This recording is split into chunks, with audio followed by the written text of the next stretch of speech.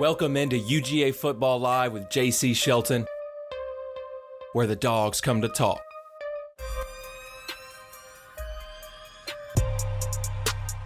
All right, welcome in everyone. UGA Football Live on a Thursday night. It is game week, Arty. It is our second show of the week, and I'm feeling a little different energy today. All right, fall's in the air. All right, just a couple of days, baby. We get prime time, not prime time football, but prime football. Georgia-Clemson at noon, number 1 versus number 14. First matchup since 2021. That was a banger of a game. We get another chance to see these two teams and really the only two coaches to win a pair of national championships in college football right now, active. All right, so this is a huge matchup. Can't wait to wake up early Saturday morning, get some game day in, right? Get the juices flowing, get an early breakfast, and sit down for the next 12, 13 hours. That's the plan, Arty. It's good to have you back, former Georgia tight end, joining us here, man. How are you feeling entering this Saturday season opener, baby? Man, fall is like it's a special time of year. It's always been my favorite time of year for so many reasons. I grew up in my grandfather was my hometown's high school football coached for 35 years. So like I had a ritual of it was Dartmouth High School, whoever they were playing that week on Friday night, roll that into Saturday, and I would just sit there in front of the TV watching College Game Day on ESPN and just watch college football from 12 until whatever Pac-12 team was playing Hawaii week 1, because that was always a matchup, and it was like 2 a.m. And back then it was a little different. There's all regional cables, and so you had your kind of like local voices that you would adhere to each week. But I think football, man, it's the best season. It's the best sport. And the month's really still August, so we're still summer. But like this Labor Day through Thanksgiving, to me, man, you can't beat it. It's the best, in my opinion. Absolutely. We got a couple of games I'm really interested coming up here at 8 after we get off in Colorado, North Dakota State, right? Mm-hmm. Then you got North Carolina, Minnesota. All right, both of those games, interesting. I love Omari Hampton from North Carolina. But besides the point, guys, thanks so much if you're watching on Facebook, Twitter, or YouTube at the Pulse Sports Network. Thanks for joining. We're going to get some pregame info in here. We also have a special guest, all right, total 334 tackles as a dog in his career. He'll be joining here in just a moment, so stay tuned for that. Arty, I want to start it off with a little bit of news updates and really from the NFL. Dogs in the NFL, we'll get through these quickly, but rosters are beginning to be finalized here in the NFL ahead of the season. Kendall Milton, Rosemary Jackson, Dejon Edwards, Ramel Walthour, they were waived, but Kendall Milton signed with Cincinnati, which is really good for him. Jake Fromm was cut from the Lions, but he signed back with their practice squad. Lewis Seen, he was about to sign with the Jets, change of heart apparently, ended up signing with the Buffalo Bills. And then maybe my favorite part of this, and I think everybody listening who believes red and black will love this too, Stetson Bennett made the Rams' initial 53, which is really impressive considering he took a year off, came back, threw 4 picks in one preseason game this year, and Sean McVay and that staff saw enough in him to bring him in and sign him to the actual 53 roster there, and he'll serve as backup to Stafford while Jimmy G serves a 2-game suspension, right? So he might even – I don't want anything to happen to old Matt, but something does happen, we might see some Stetson Bennett in the NFL for the first time. Man, you got to give credit. First off, all those guys that made a roster, practice squad, in my opinion, is a roster because you're out there grinding every single day and there's only a finite amount of spots. And there's a lot of people who got sent home and currently do not have a job in the NFL. So shout out to all those guys who made it, particularly those rookies fulfilling a lifelong dream. Congratulations. But Stetson, man, you got to just, if there is one adjective or characteristic trait that I can use to describe Stetson, is he is freaking resilient, man. Right? Resiliency is his thing. It's a trait that if you have it and it's just innately part of who you are and your like fiber as a human being, like, man, he was going to do well no matter what he does in life just because of who he is. But I don't know what all happened or why he took a year off. They said non-football related injury, but clearly whatever it was, he got his mind back on track. He got his mental's right, his physical's right. And yeah, man, like he effectively missed his rookie year, came out second year with no reps, right? Because he's my assumption is he was away from the football team, not practicing. He was. And yeah, man, 53-man roster quarterback. You think about that. There's probably only, let's say 53 and 53, that's 106. And then probably half of that. There's less than 150 quarterbacks, NFL quarterbacks in the world right now, and he's one of them. That's pretty freaking cool. Yeah, that's awesome for him, dude. I hope he gets a little opportunity this year, but like I said, I hope Matt stays healthy as well. Let's touch on this. They'll be good if Matt stays healthy. And Arty, we didn't talk about this pre-show, and I don't have it in the notes, so I'm going to throw in a curveball a little bit. I wonder if you saw this, but following in kind of the Big Ten's footsteps, they're the first collegiate league to do this, but institute mandatory availability reports / injury, basically injury reports, each week. Now, this is just for conference matchups, which is why we don't have one right now. And they're supposed to be reported on Wednesdays, and then it's updated every day. And then game day, it's either like out, available, or questionable, I believe. So that's really interesting. And here's my take on it. Actually, I'll take my take for this situation straight from Kirby Smart himself. I actually got him on the phone this week. We talked about the game, some things I can't disclose, unfortunately. We met at his house there in Bogart, did some fishing and just talked this through. But this is what he told me about the SEC injury reports coming down the line. Hopefully I don't know how long it's going to be. He's got a dinged up injury that hopefully we're able to get him back from, but don't know how long it's going to be. I mean, there's a chance, you never know, but he's dinged up. So I'm hoping we can get him back as soon as possible. We just need to get him back as soon as possible. That's what we need to do, guys. So I'm talking about, Roger Robinson with the toe. It looks like Warren Brinson. He's back though, so we don't have to worry about him. Just, but in all seriousness, Arty, there's a fine if you're not accurate or on time with this, from $25,000 to your first offense to $100,000 for your third and on, right? So which SEC coach do you think is the first one dinged for this? Kirby Smart. Year? Do you think it's Kirby? Yeah, he doesn't care about that. Yeah. Look, first off, this is a. You and I spoke about this in the offs. Actually, it's been a reoccurring theme for the better part of like 2-3 years now, talking about since NIL. This is just another step towards the professionalization of college football, right? First, coaches are regulated by the NCAA. They get money.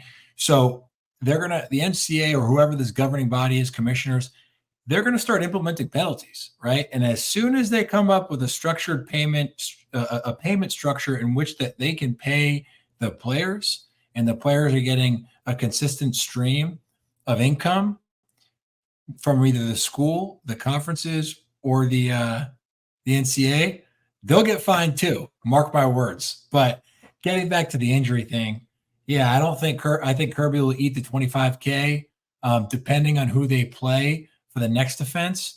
If it's a strategic game and it's a big game, he'll probably eat the $100K. But man, $100K can rack up pretty quick, depending on when you think about it. Got to come out with an injury report once a week. That's minimum like 14 weeks with the playoff expansion. That's we're getting up there to $2 million if you're lying every week. So. Yeah, I think it depends on program. I think it depends on the program. Oh, there's ADs right now. Kirby can afford it now. He can afford it. he can afford it. The other programs, like I don't want to ruffle any feathers. But those are like the AD. The ADs are like, hey man, we got to be careful with this. All right. Yeah, I can't wait to see what comes out of that. I do want to get some. On a serious note, though, here Roger Robinson doubtful with that toe after the toe surgery. Trevor Etienne. Doubtful with a potential suspension. But if we're talking about suspensions here, we have to also talk about Smael Mondon, Sokovi White, Bo Hewley, all arrested this summer, right? So the athletic department standards, a game suspension. Which game? That's what we don't know. We just don't know. We won't know, right? If we had that injury report this week, availability report, we would know. But like I said, it's not a conference matchup, so Georgia doesn't have to release it. So just something to keep an eye on. Good news-wise, though, Jared Wilson, Warren Brinson, Colby Young, all probable here. So that's really good, especially for Georgia's receiver room there with Colby Young. All right, because we talked about Robert Thomas and him getting dismissed there, and I think depth is really important.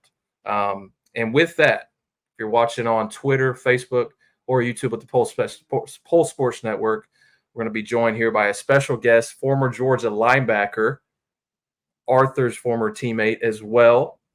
334 tackles as a dog, all SEC linebacker, Amarlo Herrera. How you doing? How you doing? Whoa.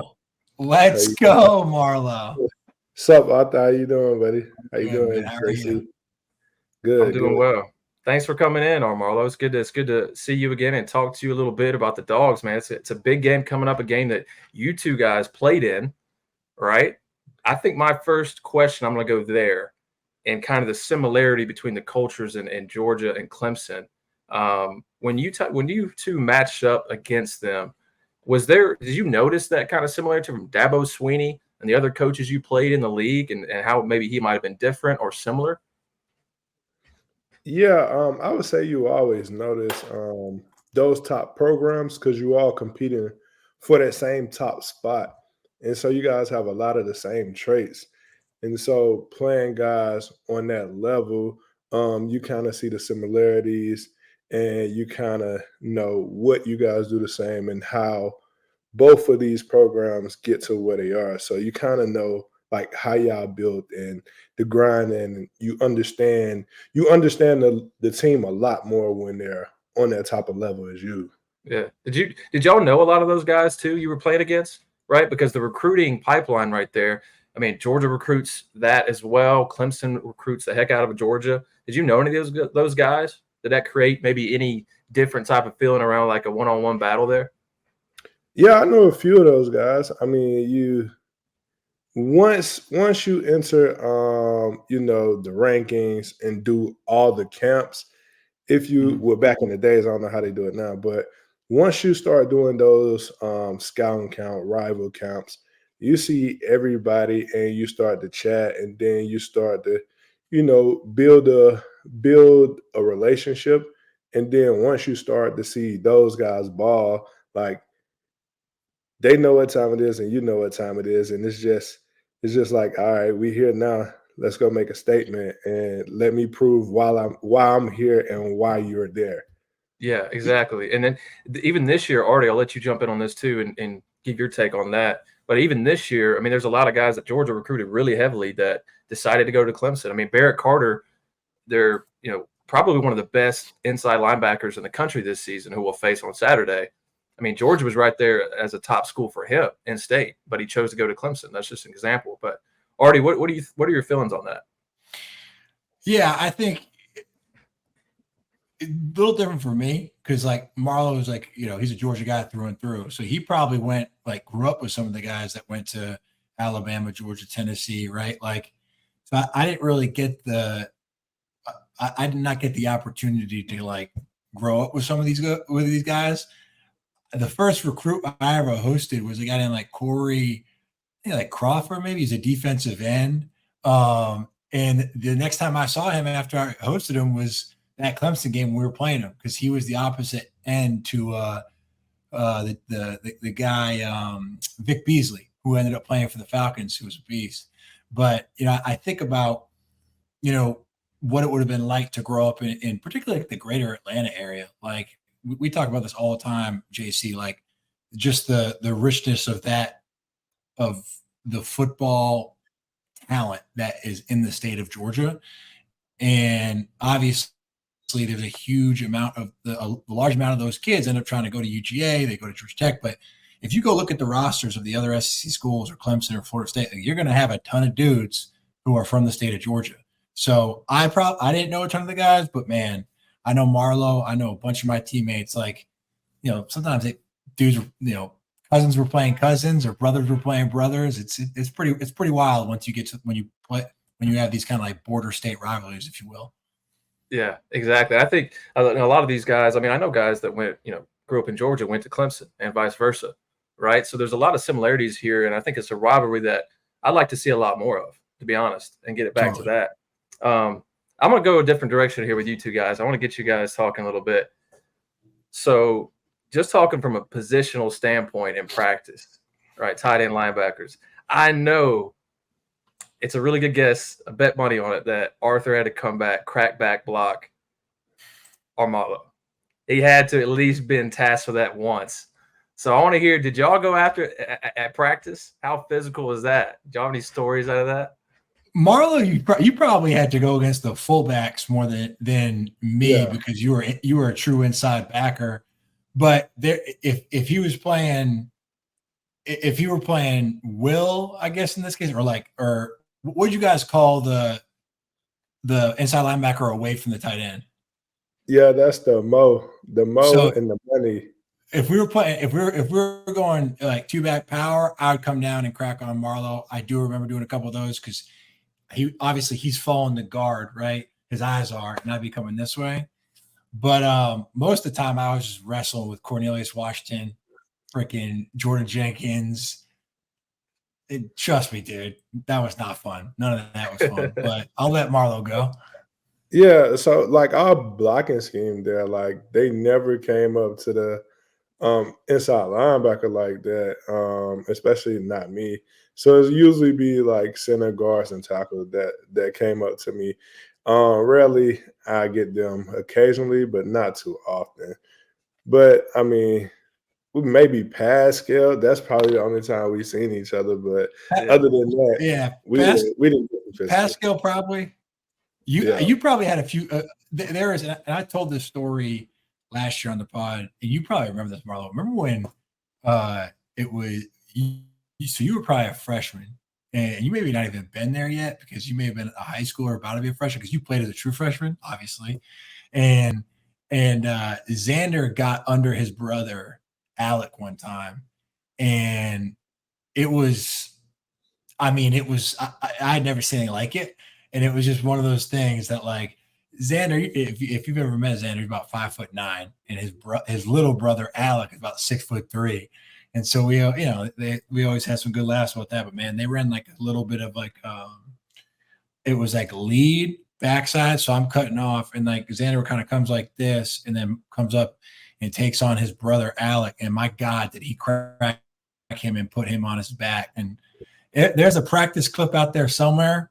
It's not a game clip, but it's a practice clip. And that's when the linebackers, when they meet another big skill, it was usually a fullback, and it was a collision, man. I bet you Carl probably had a few of them, but I'll never forget that one.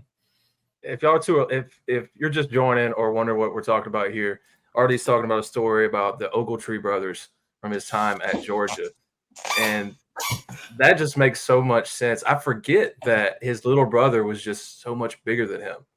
Oh, dude. Which you got to have a little man syndrome right there, just a little bit. You got to have that. They were different human beings. Alec was a freak, dude. I mean, Marlo, you could tell him. Yeah. They twins, so, the smaller one born. They are twins. Yeah, so. Oh, my bad. Yeah, they are. Yeah. but still, though, the same person is just completely different body types. And Alec is crazy, but Xander definitely did bring the wood sometimes when him and his brother went against each other. Probably all the time when him and Tree went against each other. All the time, dude. You couldn't tell they was related, honestly. And that was back in the time too. Football was so much different. It really was. Right? You had a guy like Amarlo, no offense, but I don't know if Georgia would have signed you as a linebacker now. They probably put you outside. Because of your size, and now they have smaller guys. Yeah, I played outside coming in, but then like that time, Nick Saban had won the national championships with this, and then Kirby was under him, and you had like guys like Dante Hightower, and those guys were like 6'4", 250 in the middle. But now you can look at Georgia's linebackers. Now they're inside. I mean, they're 225, 6'1", 6'2", where they can run. Yeah, we had some guys that I thought ran really. Marlo, I always thought you could run really well. Ramit could run really well. I mean, Alec when Alec really opened up his stride, he could move. Like, we had an interesting scheme because it was similar. It was not the Kirby 3-4 and Saban 3-4, but it was a true 3-4. So we had like a true nose and our outside backers were huge and long. But our inside guys could run now, right? Like Marlo could always run, and they were like bigger, but I think they were just bigger because we were swatting so much with Coach T. I don't think we were big because like that's the body types we were recruiting. You're probably what, 245 at your heaviest when you were playing? Yeah, 245. Yeah, but I'd say 235 to 245 was like the range for our middle linebackers. Yeah, and I was the biggest. I think I was probably the biggest one out of everybody. Because Mike G was light. Mike G was long and light. Yeah, and he then was like 220. yeah, For me, 230. Tree probably 220, 230. yeah. C-Rob, same thing. Yes, and C-Rob is probably naturally like 205. You know what I mean? Yeah.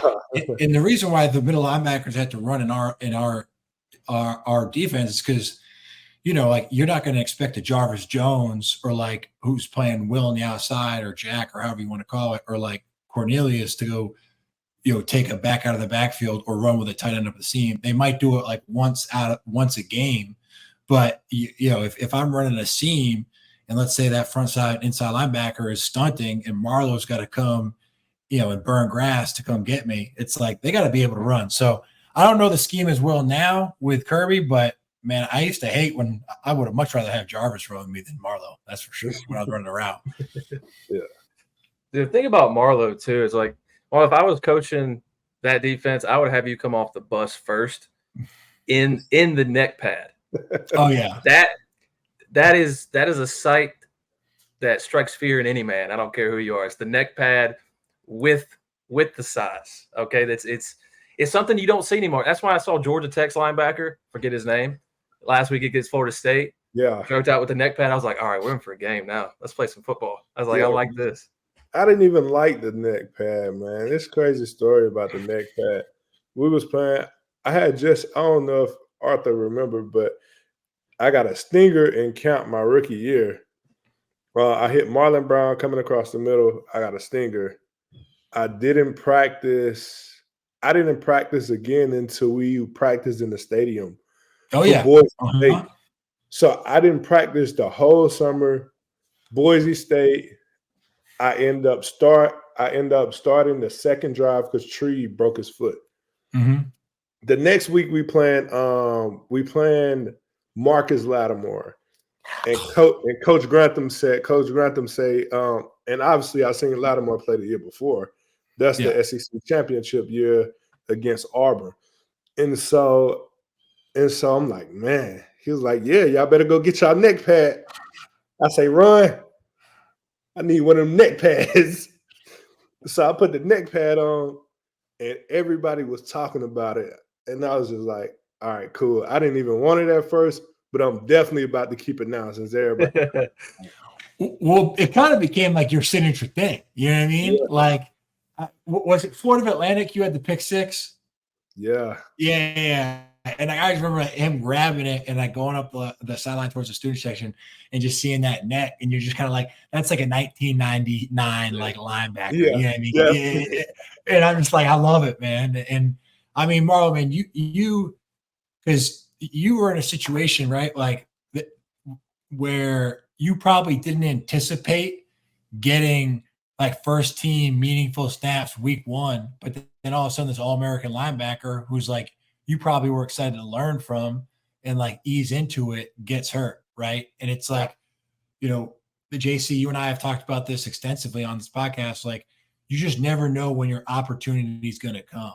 And if you take advantage of that opportunity as a young guy, and then you all of a sudden earn the trust of the coaches, man, you'll end up being a 3-4 year starter. And Marlo, I would love for you to kind of like go into that and like, your frame of mind. I've always been a confident guy, right? You've always had the skill set. Obviously, you were drafted in the NFL, all the tackles, all the stats, all SEC. But like that shit can scare the shit out of you when you're a freshman. You know what I mean? So we'd love to kind of hear your mindset during that time because I remember it very distinctively.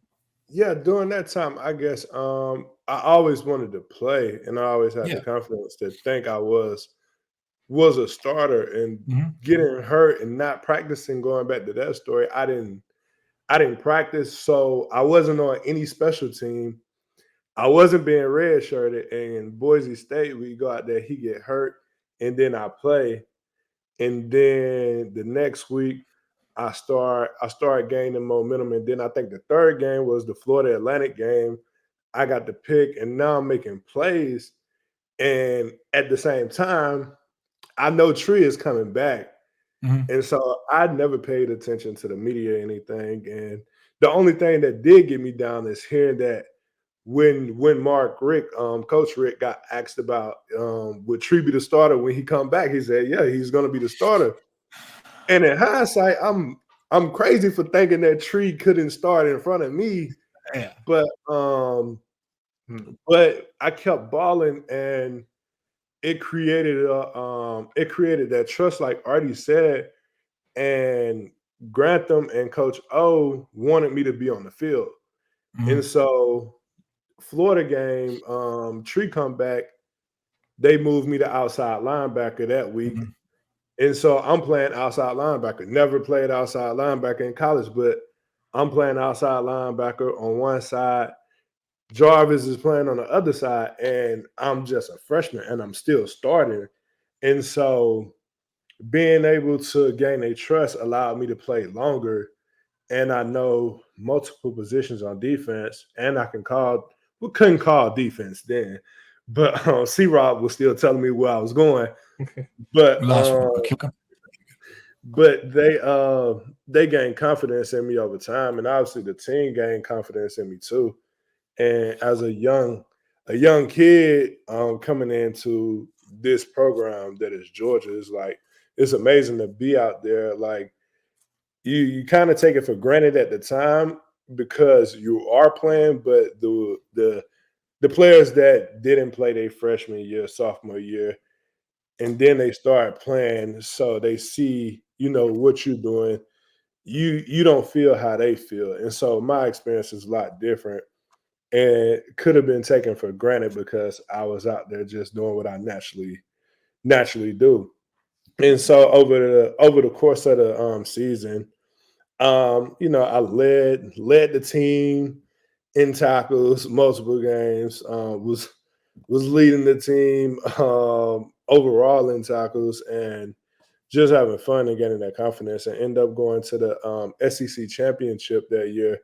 And ended up starting in the SEC championship at outside linebacker against LSU. Obviously, we lost, but being able to do that and roll into the next year, and then having everybody come back is like, all right, you can either do this or do this. And so it just gave me the confidence to hone in and learn, my craft. Yeah. And like taking a step back, JC, right? Like I know you and I were talking about like, once you gain the trust of the coaches, but it's also like gaining the trust of your teammates, right? Like, because I know I was a third-year sophomore, and Amarlo was part of this like unbelievable recruiting class, right? I think it was, what was you guys called, like the dream team? Yeah, the dream team, right? But Malcolm Mitchell was in that class, Amarlo was in that class, like Isaiah Crowell, like I love Isaiah. I'll never say a bad thing about him, and he was a stud, dude, right? The guy's my guy. And like they had dudes everywhere, but you're naturally skeptical as like an upperclassman. You're like, because you hear all these things, like, but who can actually play, right? Because like you want to be able to trust your guys, and like guys will say they do X, Y, and Z, but until they get out there and go do it. And I know like me and the upperclassmen, we saw Amarlo ball out in that first game against Boise. We're like, oh, this is someone that we're going to be able to rely on, or at least I'm going to be able to rely on as an offensive player. Like, he's going to make the tackle. He's going to know where to be, when to be there, and he's going to be a leader on and off the field. And it's like that means a lot.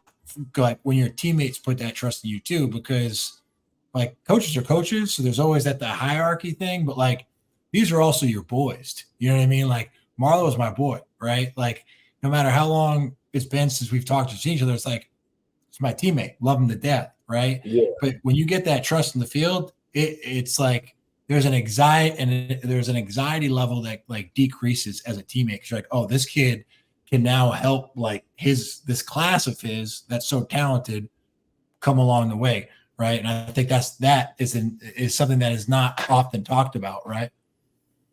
Yeah, and to put the cherry on top of that, just like those guys were skeptical of us because at the time we was one of the highest UGA classes in a long time. Yeah, I think ever for Coach Rick. Yeah, probably for Coach Rick. Yeah, I think so.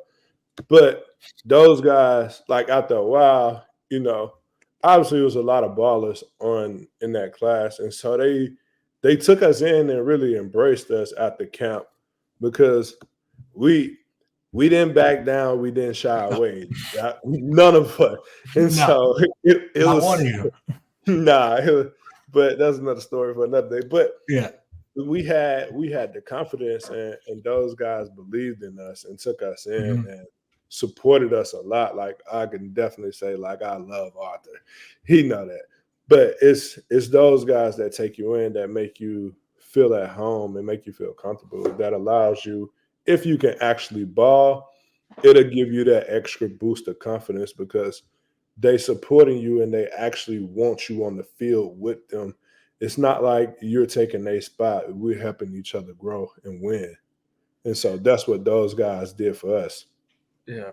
And I think just to tie it kind of into this team and, hearing from players over the last few years now, and they started this, oddly enough, the 2021 season, obviously national championship season at Georgia and Kirby Smart. They wanted to get these guys closer, and a lot of kind of what you guys are talking about and building that trust with each other. So they started doing these skull sessions.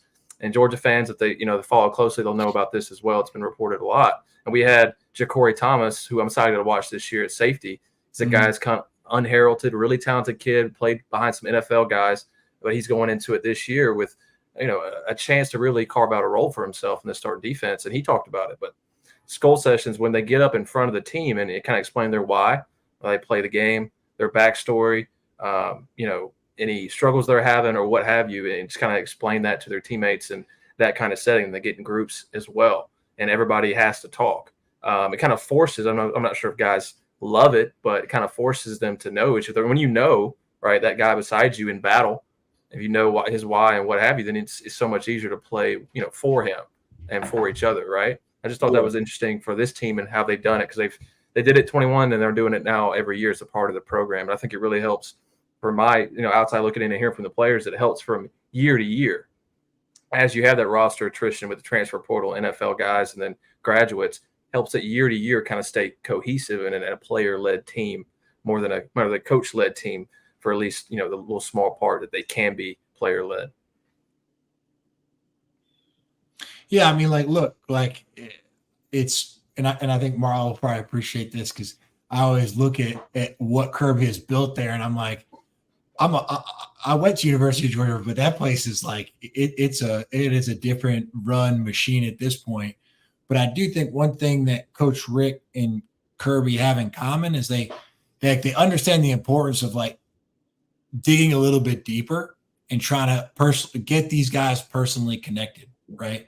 And Coach Rick had the hot seat in the mat drills, right? And that sounds like that Kirby's kind of got his version of the hot seat in the mat drills, and it's tough to be vulnerable as a man and an adult and trying to, amongst a bunch of alpha males, 85 of them, everyone's trying to play for a spot. And you ultimately, what you want to do is build that trust with players, right? And your teammates. And I think Coach Rick did a great job of that. And I think obviously Kirby has been able to do that, exponentially, greater than Mark Richt did, because look at the success that they've had. But I will say this, I always appreciate that about Coach Rick, because he tried to make that personal connection, not just between him and his players, but he wanted his players all to be there for each other as well. And I thought he did a good job of that. Yeah. Now, Marlo, you mentioned a certain team that y'all played in the season opener in 2011, and actually I had that in my notes for you. So we're going to build off that and go into Clemson. We'll get into Clemson here. Thanks for being a part of the show, Marlo, too, talking some ball with us. So my question was, and bringing up Boise State as an example, is the challenge of playing in season openers, right? And how is it different than anything else? Obviously, right, the different games aren't the first game of the season. We know that. But is there anything beyond that as far as preparation that's a little weird, something that gets you off a little bit compared to when you're mid-season and you're rolling? I know you two guys probably don't like thinking about that game. The uniforms, I loved them. Maybe it's just because I was like 13 years old at the time, but I loved them. Aaron Murray hates them. He always says that on the show. But regardless, what are the differences there in your guys' opinion?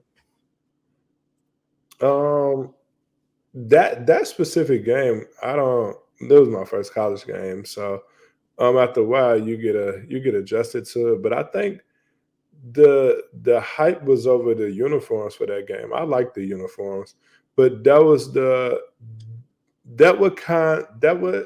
what kind of magnified that game a little bit more, is that it was the uniforms. Obviously, Kellen Moore was a great college player, and so you had this great college quarterback, and you have these ugly uniforms that everybody hate from Georgia, that killing the tradition. That was the only thing about that game that kind of stood out for me. Other than that, you still prepare the same way. Like we didn't, from that game into my last, college first game, the preparation wasn't any different. We prepared. I mean, it was just a uniform thing that made people, want to magnify the game. Yeah. But so you say it was like kind of a distraction, the uniform situation. Yeah, it wasn't for us, but it was something that people talked about. Yeah, I mean, look, like Boise State was a good football team. Like if you go back and look at that run, that Kellen Moore run, I think he won like 60-something games or something like that. They like 12 or 13 games a year. So and he was a great quarterback, right? Obviously not the strongest arm, not the end, but like there's a reason why he's had success as a play caller in the NFL. It's not easy to do. But I think what happened with that game is we were still kind of as a team, and Marlo was just like, they threw him in the game, so he was playing. So he's probably just like out there balling just because like he's like, I don't know what else to do, so I'm just gonna go ball. But like the guys who were returning, we had a tough season the year before. Like, right, we went like 6-6, 6-7 because we ended up losing the bowl game, which to UCF and like Memphis. It was a disaster. And they kept Coach Rick. We thought they were going to fire Coach Rick. And so I think we knew how much talent we had, but we were just like trying to find our way. And we went 0-2 to start that season, and then we won 10 straight games, right? But I think when people think about that game, they're like, they thought we got like blown out like 40-0 in Atlanta to Boise State. You know what I mean? But in reality, it's like, I think we lost like 24-17. Kellen Moore, like, threw the ball everywhere, got his team in the right position, was a field general, and like Murray just what? I hate to interrupt. It was 35-21. Was it 35-21? Yeah, all right. a little bit further off there. All right, than the 20. all right. Well, touchdowns. So you know what I just heard, Amarlo? That J.C. Shelton was the one who was complaining on his what was it, AOL Instant Messenger back then, and it was AOL. It was AOL for sure. So all I'm saying is this, man. Like we did not think that the jerseys were a distraction, but it's usually the people who don't play the games and are sitting on the couch that make the distraction something more than they are. You know what I mean? That's just like the reality of it. Dude, that is fandom. That is fandom right there, especially in the SEC. My gosh. Not to harp too much on Boise State. Let's get to Clemson. All right. Now, Marlo, I'd love to hear your takes in here. If you have anything to add, please jump in. I know we got you in here last minute. So I'm going to touch on why Georgia can win big here. UGA's defense, we talked about, if you missed the first show, we talked about Cade Klubnik, his struggles, can be better this year, at a 55 rating last year, right? He has some improving to do. He has an athletic side to him that he can take off, right? So that has posed a problem for Georgia in the past. It's posed a problem for every defense in football history in the past if you can run like that and throw it well. But I think that Georgia's not going to be afraid to load the box to keep that run game in check. And Phil Maffa, who I think is really talented, he's going to be really the bell cow from them this season. No Will Shipley anymore. Considering the talent in the front seven that will work and make Klubnik, win the game, make big plays to force the ball down the field. I think that really, what does that do? It forces into a secondary that's headlined by two-time All-American Malachi Starks, right? If you're going to force it in his zone to make a play, and he is a ball hawk, and he's going to be in the right spot, right? He's been in this defense. This is his third year. It seems like it was yesterday. He was just a freshman phenom. I think that's a really dangerous place to be, guys. I really do. And, the Tigers, at least, defensively, that front seven, one of the best in the sport. UGA's offensive line, though, is top 2, and they're not number 2. Carson Beck's going to have time to throw, really to help soften that group and allow the run game to get some chunks. I know we talked about the running backs. Georgia might be missing number 1 and number 2, Trevor Etienne and Roderick Robinson. So that puts a lot of weight on a walk-on junior and Cass Jones, which we've got a really cool comment that really makes sense for this. We want to throw it up, right? Kirby Smart loves Cass Jones. We've seen Cass do some stuff in the past as well, right? Might be his opportunity, and really on third down as that back who can really receive as well. But Arty and I talked about it last show. It's like the talent that Georgia pulls in on a regular basis at running back is just, you might not know their name or see them take big time snaps yet, but they have every bit of ability to run through those lanes that this offensive line is going to make. I know Arty's agreeing with me on that. So you have that running game. I think balance, and Arty, you two, and Marlo, you played against him in practice, and Mike Bobo dialing up plays. That balance he really creates with the run and the pass game, setting each other up. I feel really good about what Dom Lovett, Dylan Bell, and Oscar Delp bring, right, as a complement, stable of weapons. So I think that's why Georgia could win big. Those things play out that way. It's how I see it, at least. Arty, Marlo, if y'all have anything to add into it, please do. I'll start. Bobo do know how to mix it up. Obviously, last year Bobo did more passing than I ever seen him do in my life. But it's different when you have a guy like Carson Beck back there and you have the athletic receivers. It reminds me so much of our team, honestly, because we had the same kind of build. We had, obviously, our running backs was a lot more, athletic, and there was a key piece to our team then. But I think if ETN is healthy, then we're gonna see, that run game like the end of the year with Kendall Milton, and that run that he had every week, 100, touchdowns every week. So I think if he's healthy, then we'll probably see a heavier dose of running. If he's not healthy, then it's going to look like last year, the start of the year, throwing the ball everywhere, because we have the athletes. We have a lot of young wide receivers. It's a lot of young guys, and obviously some of those guys returning, but it's a lot of speed there. Mm-hmm. And it's going to be obviously the tight ends. I can't wait to see that play. Yeah. But just like ETN, he's just the suspension is kind of the only thing that people are wondering about. We don't know if he's going to be suspended or not for the offseason arrest, but I think he is healthy. But if he does play, you're right. If he does play, I think Georgia's going to have their whole bag of tricks ready to go. Yeah, we haven't. If you haven't heard anything, I know what that used to mean for us. We not worried about it no more. That's that is what it is. I like that take. If he wasn't playing, you would know he wasn't playing. Yeah. Right? Kind of. Yeah. That's why, now that y'all say that, I'm thinking about that, and it makes a lot of sense, to be honest. Kirby, usually I'll have some type of idea. Like I'll have some percentage. I've heard Jack. They're on that Les Miles LSU disciplinary program, man. You know what I mean? It's like out for Tennessee Tech. Yeah, maybe they're playing, man, and to be honest, I think he should play. It's like he knows he made a mistake. It's like I'm sure now he definitely got punished for it. I mean, I'm sure they did something for him in the offseason, right? But it's too big of a game, and I think Kirby's like, they sat him down and talked to him. It's like, we need you to go off and do your thing.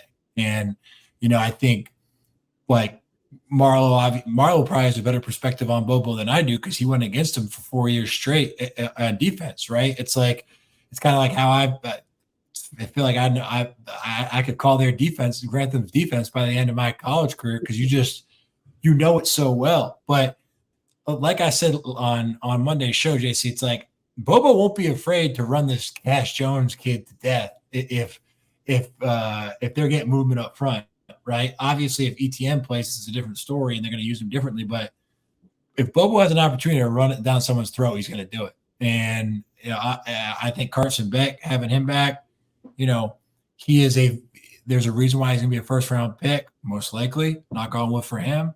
And if they need to throw it, they will. But I promise you, if Bobo knew that they were going to win the game, and if they had to win, he had to run the ball 100 damn times with like two tights and a fullback, he'd do it. And he'd laugh there and cackle and do that stuff that Mike Bobo does that Marlo knows. It's like nuts and crazy. But I'll never forget the second half of the Auburn game in 2011 when we just ran power and lead the whole second half. And that's all we ran. Two tights and a fullback, power and lead, power and lead, power and lead. And we ended up beating that ass in Sanford that day. So don't sleep on Bobo running that rock, man. Yeah.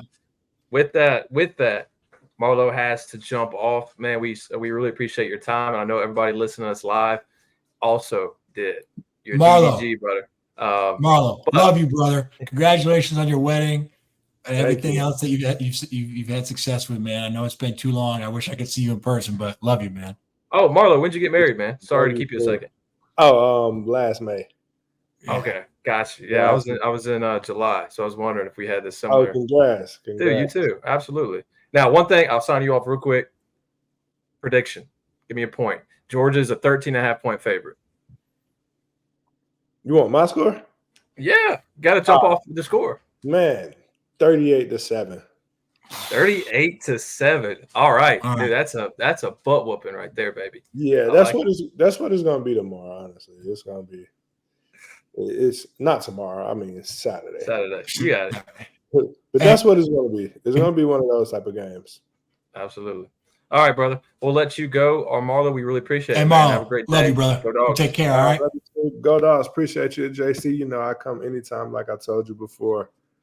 Absolutely, man. We'll get in touch. See you, bud. Yes, sir. All right, man. That was fun to have him on. Watch you two work too. Good stuff. It's been a long time since I see Marlo, man. Been too long. Yeah, dude. I ran into him. The funny story, and I didn't get to tell it when he was here, but probably makes it less awkward anyway. But little young redhead JC, white as Christmas, goes to a summer Mark Richt camp, and I think 13. I think it was 13. And going into my sophomore season, right? I show up thinking we're going to be in the indoor complex at Butts-Meier. We were outside on the turf for 6 hours, and it was 90. Good. It was 94 plus. Good. The only thing is, I just wore the tank top that they gave us, so get some sun. So I knew I was going to get burnt, and I was like, we're going to do this, man. So, and I didn't know this was just kind of the warm-up part. I was already dog tired before we got to the drills. Right. We got to the drills, and Marlo was over there coaching the linebackers, right? And that's when I knew he was a good dude. He was a good dude. He was helping everybody he could, right? He was over there with Elker. Remember Mike Elker? Yeah. Or was it Elko? No, it's not Elko. No, Elko, yeah. So that was 2014 then, because that Elko was I was there. And that's when they could start. That's when players started getting paid for summer camps. But Marlo's a great dude, man. I always had an immense amount of respect for him and how he just jumped in and played and had this like confidence about him to be like, oh, I've been here for 3 years. I'm like, well, no, you've been here for 3 weeks, but you're balling out, right? You know what I mean? So it was cool, man. It was cool. And then they give us a break, right? Our break is before we went on to 7-on-7s, and it's like we're 4 hours in at this point, running in the sun in 90+ degree Georgia heat.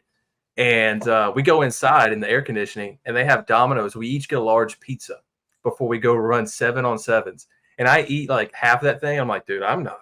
I don't know. I'm gonna fall out. I'm literally gonna fall out. I make it through, thank God. I make a couple plays, whatever. Get home. There's boils all down my arms. Yeah. Oh, it was just the worst sunburn of all time. Yeah, you probably too. It's at the same time, like you probably had a bit of like what do they call it? Sunstroke, heat stroke. Like when you have probably. Oh yeah, absolutely. You're lucky to throw up that Domino's on Coach Elko's feet, man. Dude, oh, he would have. Yeah, that guy's yelled. tapped. Dude, he said some stuff I can't say on this program right now because my mama's watching. Don't worry. There's a lot of things Coach has said to me that I can't repeat. All right, let's move on. All right, we got a few more things to get through here. Why Clemson could cover. Already tell me if I'm crazy or not. Don't sleep on Clemson's depth. I think that's one thing we know, people are kind of getting consumed with is the record last year, the players they lost, Will Shipley included, because he's an all-ACC back, All-American as well. Don't sleep on this depth. I mean, front seven-wise, even offensive line, they have really good tight end and Brenning Stool, right? Running back as well. Receiver is the question mark, right? Because there's young guys we haven't seen yet, right? But they're deep. This is a deep team. This is a Dabo Swinney team that he's been able to keep a lot of guys in. Yeah, he hasn't got transfers, but he's been able to keep a lot of guys in, and that's how they're able to do what they're able to do. Other than wideout, it's a loaded roster that has played a lot of football, right? Been in tough environments, close games last year. They come out on top on some of those close games. I mean, they played Florida State down to the wire and lost in overtime. Cade Klubnik fumble really kind of caused that for the most part. The Tigers need to slow the game down in here, in my opinion. Already, let's think about, how could they cover, make it close, even possibly win? Slow the game down, keep it out of Beck's hands, right? Don't let Georgia go on a 12-play, 6-minute drive, right? Don't let them do what Tech did to Florida State the other day, right? Maffa and that offensive line, the offensive line returns 3 guys that have at least 25 starts, which is incredible, and they're healthy, right? And they have to capitalize on mistakes. Look how, how Georgia lost the SEC championship while we were down to Auburn and South Carolina. Execution and mistakes, right? We shot ourselves in the foot. That's how you can beat a team like Georgia, or thinking this year, Oregon, Ohio State, Texas, those teams. And the only reason those games turn out the way they did, I think, at least in the first part, in the first half when Georgia was down, is, like I said, execution, mistakes. A season opener is going to have plenty of those, right? And the ball could land in Clemson's favor and more of those, right? Just sometimes it comes down to luck in that situation. But Georgia's going to have to answer and such to do that. But I think that's the way that Clemson kind of has their game here. Can they do it? We'll get to that in a minute if we think they can or can't. But I'm trying to give you an idea of how it might go if Clemson does find themselves in a position to win it at the end. Arty, am I crazy at all? No, I don't think you are. But I think when you say slow it down, what I hear and how I interpret that is what I talked about on Monday. And it to me, for Clemson, it all starts with Klubnik, right? And what I mean by that is the first half of the season last season, he was very erratic, very unpredictable is the wrong word, but just like he was young and he relied heavily on his athleticism. He had sparks as a true freshman, and then he was a full-time guy last year. But I think if you look at his progress that he made in the second half of last season, and then, earning the trust of his teammates, and I know I probably sound like a broken record, but that is so important in the game of football, particularly at the quarterback position. And I think that if we see a Klubnik who is calm, cool, collective, in command of the offense, not rattled, makes plays, smart plays with his feet, not erratic plays, and then also gets his team in the best position possible to execute and doesn't hurt his team with turnovers, then yeah, I think we could be in a very, very close football game because we can make fun of Dabo Swinney and call him corny and all this stuff. But at the end of the day, he's got 2 national championships. He's been the head football coach at Clemson since I think 2010, 2009, and he has won a lot of football games, right? He has built a program there that is one that is going to last. So we talk about not a lot of turnover in the portal and not bringing a lot. What that tells me is he has a full roster of guys that he recruited out of high school and that have bought into his system and bought into the culture. And that's a dangerous recipe if you're playing against them. Now, fortunately for us, we also have a pretty good quarterback who is not really erratic, who doesn't make a lot of mistakes. We have a seasoned football team. Yeah, we lack some depth in some areas because of injury, but I think ultimately we have the best head football coach in college football And I think we have the best program and the most continuity of the past 5 years. So I think a lot of that cancels out of what Clemson has. And why I think this will be a great game is because I think both teams have something to play for, right? Clemson wants to bounce back in a real way because they've kind of had 2 funky years compared to their previous 10. And I think UGA feels like, dude, like Florida State, right? Like Alabama, I feel like we were probably one of the best 4 teams in the country. And I think they want to go out and prove that. Now, I get it, top 12 teams, blah, blah, blah, blah. But I think we're in for a treat on Saturday because as much as I would love for us to blow them out, it's like I wouldn't be surprised if it's a 7-point ball game going into the fourth quarter, right? I think Clemson's going to be a good football team this year. Will they beat us? I don't think so, but there's a world where it could be a close football game, no doubt. Yeah. Arty, do you want to go ahead and give your score prediction, or you want me to go first? I'll give you the choice. You're the guest. Well, I just went on a rant, so I'll say this. I do think Georgia wins. I think they cover the spread. I think we win by 17. I think it's going to be like a 37-20 game. We probably pull away that last 7 in the fourth quarter, but I think it's going to be like a 30-20 game going to the fourth quarter. Right? I don't think it's I don't think we're going to be up 42-0, but I do think we cover. I think we win handily, and I do think Klubnik probably throws a pick or 2 in the second half, and that's what separates us in the ball game. Yeah, 37-20. I like it. 37-20 means Georgia covers. It also means the over hits of 48.5. So those are your plays for that game. And Arty and I are going JC versus Arty against the spread this year. We both started off 2-0 last week, week 0, Georgia Tech and FSU under and Georgia Tech covering. They ended up winning. I'll say this before I get into mine. Like, Clemson's this first game as a double-digit betting underdog in 12 years. UGA is 10-14. No, sorry, 10 of 14. My notes are an absolute mess on that. 10 of 14, so they only lost 4. They've won 10. When favored by less than 17 over the last 4 years. Right? So good against the spread. This number is good for Georgia, historically. I think it's going to be down to really the running back situation with either Etienne, Robinson, Cass Jones, Branson Robinson, Nate Frazier, running back. Whoever it is, I don't think Bobo is going to care.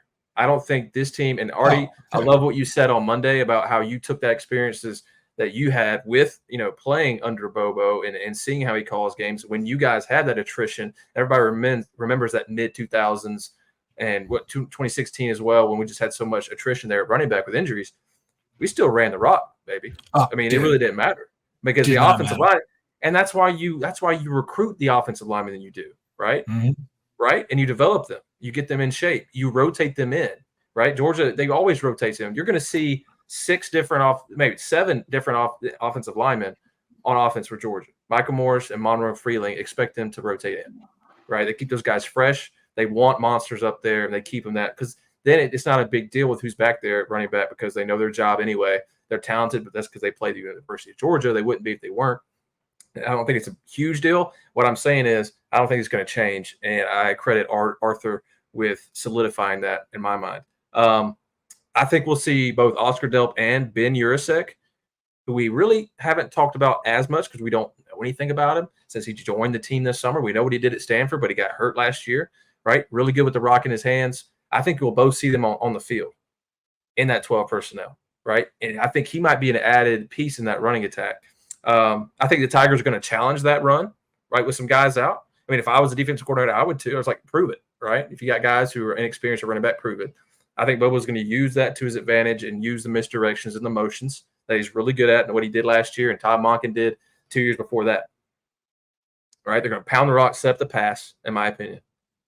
Extremely balanced attack. We talked about that with Amarlo. And I think Beck has the keys here, right, to run this offense and get them into the right play. I don't see them getting into unfavorable looks with Beck there, seeing everything the way he does. He sees the field really, really well, even pre-snap. All right, so here's how I think it's going to play out here. Georgia gets an early lead.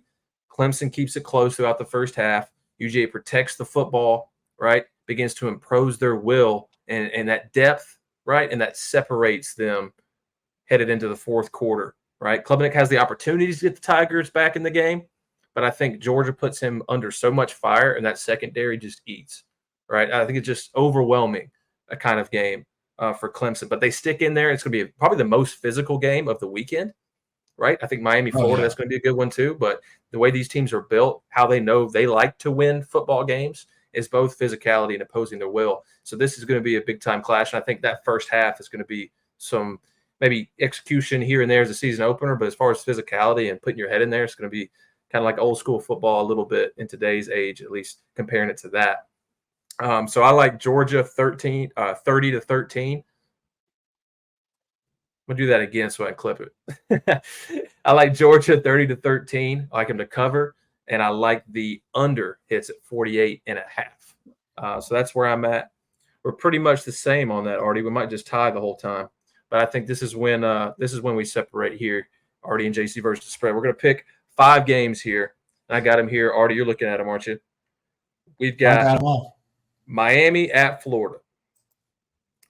Miami's 2.5-point favorite here. I told somebody the other day, it was a college football, it was a betting show.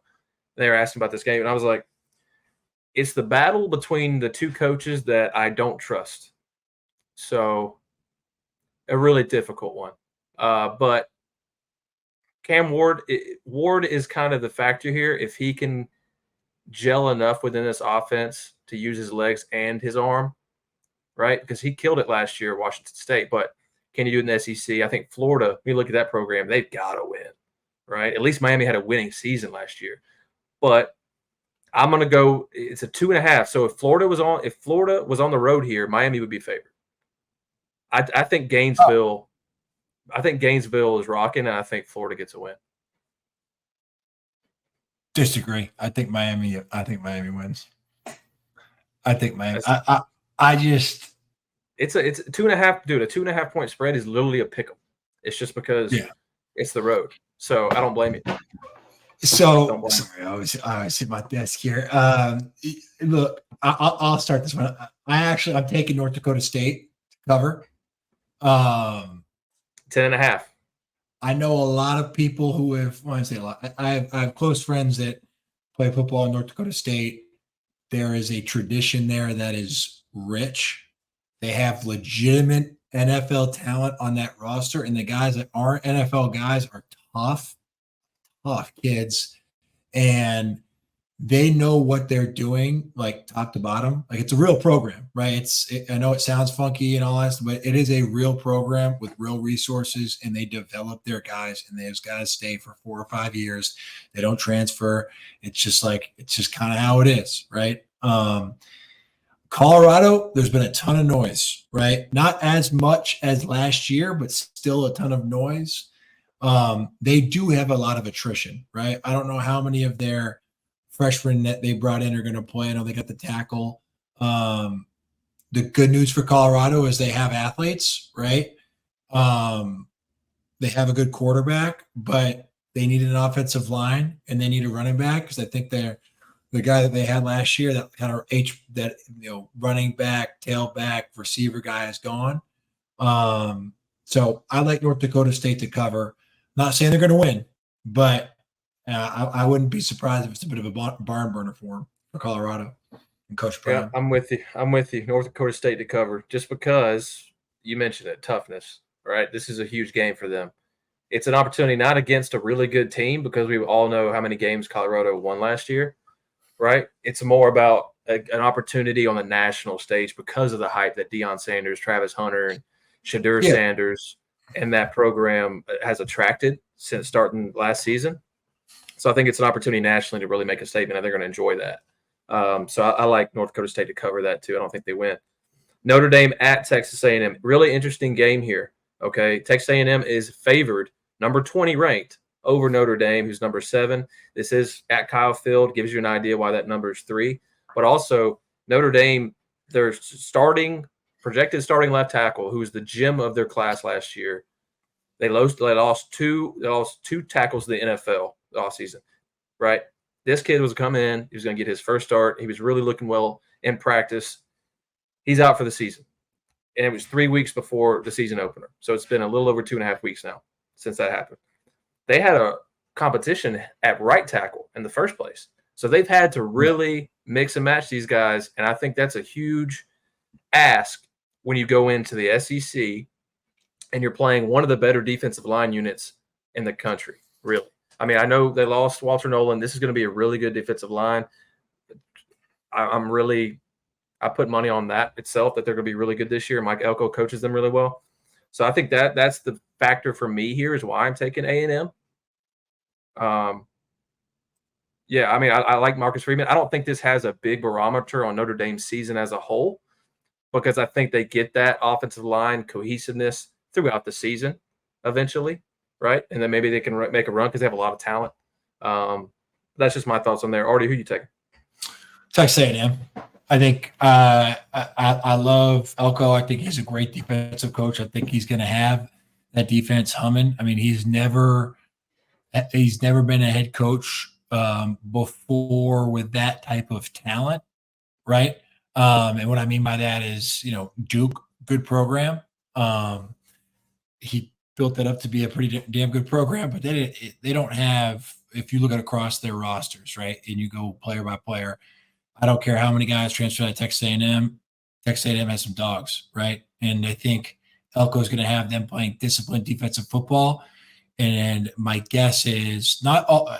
There's going to be growing pains for Texas A&M this year. Don't get me wrong, but I think more times than not, Elko is going to have his defense playing well enough to put his team in a position to win. So, a lot of it will come down to, can the offense make plays? And I think they will. I think this will be a statement game for him. Don't forget, the starting quarterback for Notre Dame was Elko's quarterback at Duke last year, right? If anyone knows how to stop him or his weaknesses, it's Elko, right? So, in my opinion, I think Texas A&M is gonna come out firing at home, and it's gonna be a statement win for that program. But we'll see. And really, Connor Weigman too. They're a wild card because we don't know. We don't have a big sample size from Connor, and we, entirely new staff, lost some really, really good players in the portal, but they still have a lot of talent there. Wild card, but they can make a huge statement here and jump up rankings as well. Next one, we'll actually skip that one. I'll get that one last. Arty, let's go Penn State at West Virginia. Penn State's an 8-point favorite, and I'll go Penn State. Just almost an automatic 10-win team now in the Big Ten, right? So I'm not saying they're overrated. What I'm saying is West Virginia, this is a massive game for them because they shocked college football a little bit if you watch closely in the Big 12 last year with how they play, right? Green is a great quarterback as far as dual threat goes, right? They have a stable of running backs that are right up there with the best in the country, totaled for over 1,700 yards, almost 20 touchdowns last year. Both of those guys are back. All right, the defense retained a lot of talent. It could be a tough team, okay? And you add in the fact that they're playing at West Virginia. I know Pat McAfee, former Mountaineer, I read that they're closing schools this week on Friday because Pat McAfee show was doing his show there, right? His return home, and traffic was so bad, so they had to close schools. That's what I read. I think that's how it explains to you how big this matchup is for that town and this team. So I fully expect this to be a dogfight. I really do. And we're putting a lot of stock on Drew Aller for Penn State. And I don't think I feel for the kid because this is a lot of hype for not a big sample size and coming off a freshman season. So he's going to have a lot on his shoulders here. Can he do it? Maybe. We'll see. But I just love West Virginia in this spot. I'm with you. West Virginia to cover. I like it a lot. I think they could have an opportunity to outright win this game. Penn State's a good football team. Franklin's recruited very well. I know people – I don't like to say it's overrated because I think to win 10 games in the Big Ten, multiple years, to go to multiple Rose Bowls, to win as much as he has since really his first year there, it's I don't think he's overrated, right? Unless your parameter or the standard for you as a college football fan is if you don't win a national championship, you're not a good head coach. I don't adhere to that. I don't think it makes sense. I don't think it makes sense, right? In reality, there's probably 6 programs in the country who have the pedigree to actually win a national championship. All of 6 have won one in the past 15 years, but not many others have, right? And I think Franklin's a good football coach. I think Penn State's a good program. I just think, like, for all the reasons you said, Morgantown is a very tough place to play. It always has been ever since the Big East days, when West Virginia was playing against the BCs, the Louisvilles, and so on and so forth. I think they're a much improved team. They had a good season last year. They got things moving in the right direction. And West Virginia, for whatever reason, does not produce a lot of in-state talent. Shout out White Chocolate and Jason Williams and Randy Moss. But outside that, not a ton of guys. But they do pick and do attract NFL talent. They got NFL guys all across the roster for the past 10 years. So I think West Virginia takes that game. Covers. Wouldn't be surprised if they outright win. I saw that you skipped over my second favorite team in college football in Boston College. I did it on purpose. I wanted to be best for last because I know you stinking love that program. So I'll let you take it away. Go ahead. Near and dear to my heart. My mother's a Boston College graduate. My sister's a Boston College graduate. She was a track athlete there. I was able to fall in love with the game of football because of Boston College football players growing up. I knew a few of them. And they helped me along the way as I kind of navigated learning how to play football as a freshman in high school to ultimately getting an opportunity to play at the University of Georgia. So shout out to them. Shout out to the BC Eagles. I also noticed that before last week, the early spread of this game was 22.5. And I was like, that's a lock for BC because I didn't like Florida State. 16.5. I think people are starting to wake up to Florida State. Let's see if that true freshman who is staring down Georgia Tech has also taken a sip of the reality coffee. Who knows? They may have not. But I still think BC covers. Again, I understand the SEC fan base does not really care about what goes on in Chestnut Hill. I still do. Bill O'Brien, who people seem to hate, but if you remember correctly, his first stint as a head football coach in college was at Penn State right after Joe Paterno and that mess of a situation where people thought they were going to get a death penalty. Bill O'Brien took that job, not an easy job to take, had them back-to-back winning seasons in his 2 seasons there. Then he obviously got the Houston Texans job, right? That tells me that A, he knows how to win at college football, and B, I get it. He's a butt of a joke to a lot of people in the NFL. He brought a ton of different types of Houston Texans teams to the playoffs, and Nick Saban thought he was a good enough football coach to be the offensive coordinator there, and he coached a Heisman winner. So, in my opinion, I think BC is going to be much improved this year, and I think they're on the track to have a great situation with Bill O'Brien. But as for this game, at this time, I think FSU is much worse than what we even saw last week.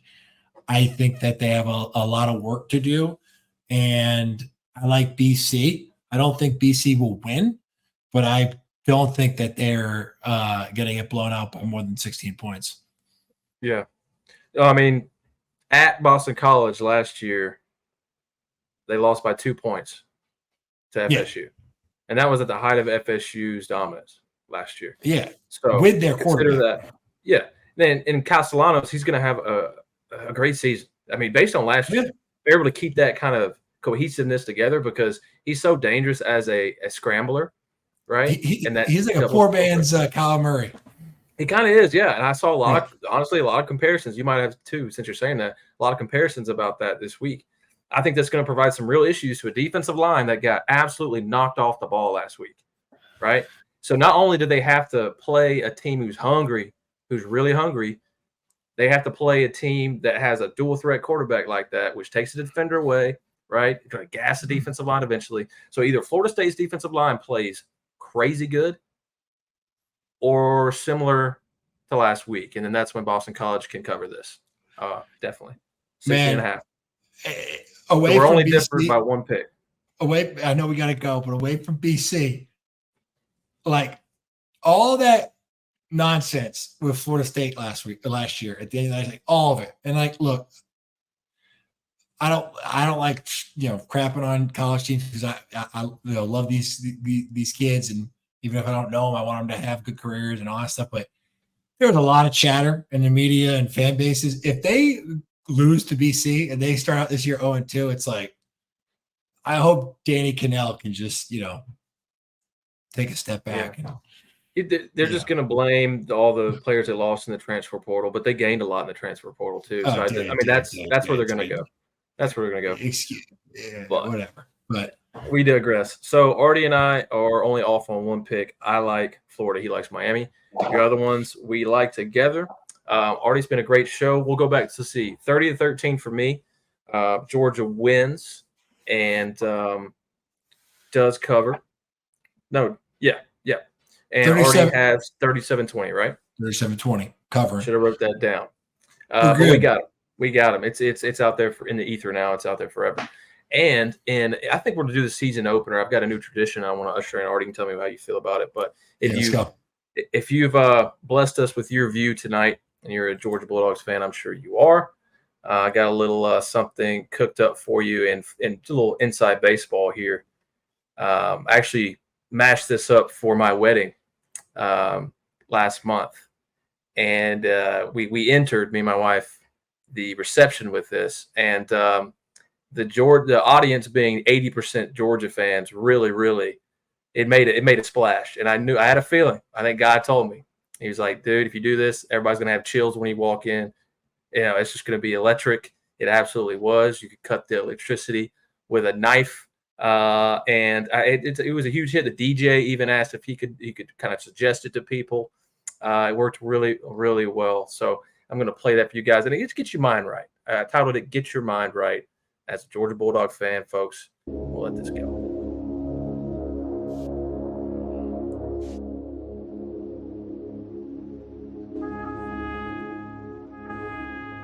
God.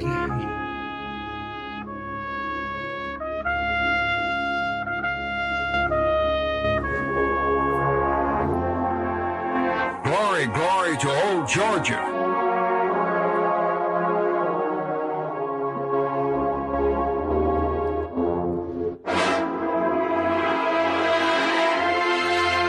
And now a new breed of Bulldogs stands ready to take the field of battle, to assume the reins of their Georgia forebears and continue that tradition, understanding that there is no tradition more worthy of envy, no institution worthy of such loyalty as the University of Georgia. As we prepare for another meeting between the hedges, let all the Bulldog faithful rally behind the men who now wear the red and white with two simple words, which express the sentiments of the entire Bulldog nation.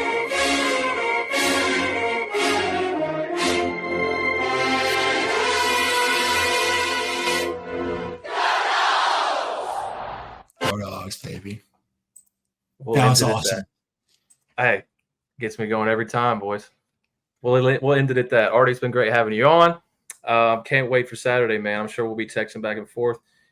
Mercedes-Benz Stadium in Atlanta at noon Eastern. Everybody enjoy college football this weekend. Man, it is here, and it's that first week always hits a little different. But we're going to be here for the next 6 months doing this. I can't wait, man. It's going to be so exciting. Have a good night, Arty. We'll talk to you soon. We'll see you next week on Monday. All right, brother. Go Dogs.